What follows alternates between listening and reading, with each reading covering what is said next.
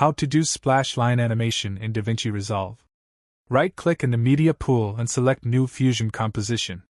Set duration to 10 frames and frame rate to 30 and click Create. Double-click on the composition to open it on the Fusion page. Add a background node, connect it to Media Out, and change its color.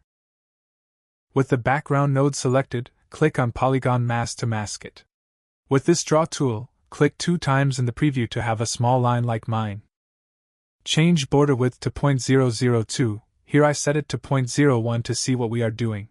Set length to around 0.5 to 0.7, set position to 0 and move the playhead to the start. Click on diamond button next to position to add a starting keyframe. Set position to -0.1 so now we can go below 0. Drag the handle to the left until you can't see any part of the line. Move the playhead to the end and set position to 1.01 to add the second keyframe. To smoothen the animation, open up Spline panel and check the polygon checkbox. Click on this button to see all the keyframes.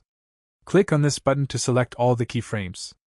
Click on this button to add curves to the keyframes. Now select the background node and press Shift+Space. Search for duplicate and add it after background node. Set copies to 5, size to around 0.7, and angle to around 60. Select the duplicate node and press Ctrl+C to copy it. Click anywhere empty and press Ctrl+V to paste it.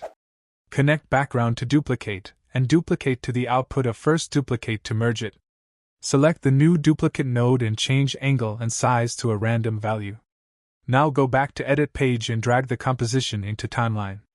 Hold down the Alt key and drag the composition around to duplicate it. Finally, you can select each layer and in the inspector change the rotation angle to get a more random splash.